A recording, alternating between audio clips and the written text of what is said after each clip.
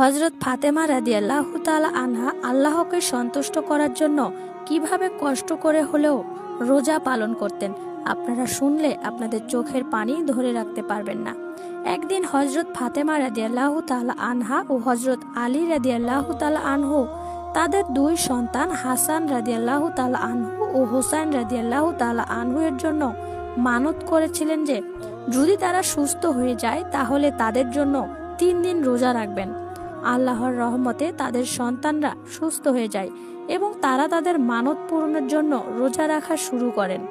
প্রথম দিন তারা সবাই রোজা রেখে ইফতারের সময় মাত্র এক টুকরো রুটি ও সামান্য পানি নিয়ে বসেছিলেন। ঠিক তখনই এক দরিদ্র লোক এসে বললেন, আমি খুবই ক্ষুধার্ত, আমাকে কিছু দান করুন।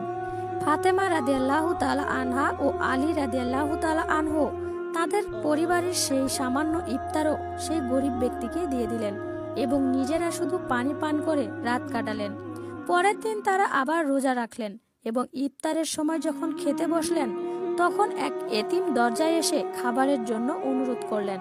তারা তখনও তাদের সেই ইফতার সেই এতিমকে দিয়ে দিলেন। তৃতীয় দিনে তারা রোজা রাখলেন। ইফতারের সময় একজন বন্দী এসে খাবার চাইল, তখনও তারা নিজের ইফতার সেই বন্দীকে দিয়ে দিলেন এবং নিজেরা অনাহারে রাত কাটালেন। এভাবে 3 দিন ধরে তারা কষ্ট সহ্য করে শুধু আল্লাহর সন্তুষ্টির জন্য নিজেদের খাবার দান করলেন। এরপর আল্লাহ তাআলা এই ত্যাগের কথা কোরআনে উল্লেখ করলেন।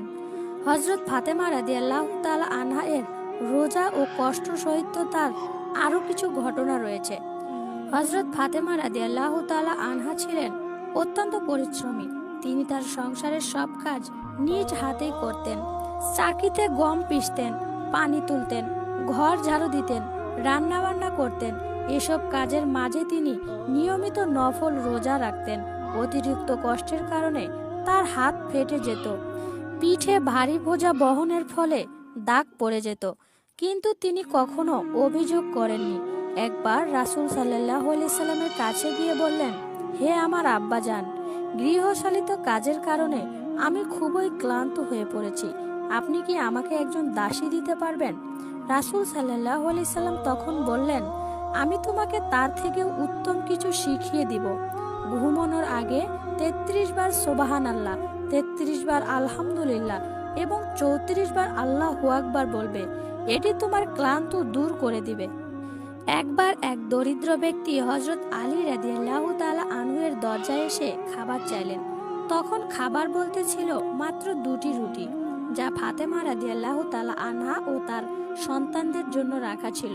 কিন্তু আল্লাহর সন্তুষ্টির জন্য ফাতেমা রাদিয়াল্লাহু তাআলা আনহা সেই রুটিটিও দরিদ্র ব্যক্তিকে দিয়ে দিলেন এবং নিজে না খেয়ে রইলেন।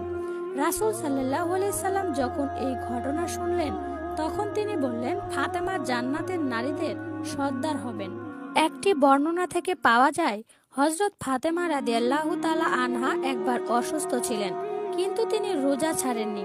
আলী রাদিয়াল্লাহু তাআলা আনহু তাকে বারবার অনুরোধ করেছিলেন রোজা ভাঙতে, কিন্তু হযরত ফাতেমা রাদিয়াল্লাহু তাআলা আনহা বলেছিলেন, আমি আল্লাহর সন্তুষ্টির জন্য কষ্ট সহ্য করতে রাজি, কিন্তু রোজা ছাড়তে পারবো না।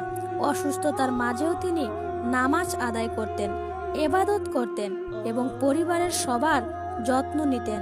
হযরত ফাতেমা রাদিয়াল্লাহু তাআলা আনহা এর জীবন আমাদের জন্য এক অনন্য আদর্শ। তিনি রোজা রাখার কষ্ট সহ্য করতেন, কিন্তু কখনো অভিযোগ করতেন না। আল্লাহর সন্তুষ্টির জন্য তিনি নিজের সবকিছু উৎসর্গ করতেন। তার জীবন থেকে আমাদের শিক্ষা নেওয়া উচিত। ধৈর্য, আত্মত্যাগ, আল্লাহর উপর পরিপূর্ণ ভরসা। প্রিয় বন্ধুরা, এই রমাদান মাসে আপনাদের জন্য ভিডিও বানাতে আমাদের অনেক কষ্ট হয়, তাই দয়া করে ভিডিওটির মধ্যে একটি লাইক করে আপনাদের মূল্যবান মতামত কমেন্টে জানিয়ে যাবেন। সবাই ভালো থাকবেন, সুস্থ থাকবেন। আজকের মতো এখানেই বিদায় নিচ্ছি। আল্লাহ হাফেজ।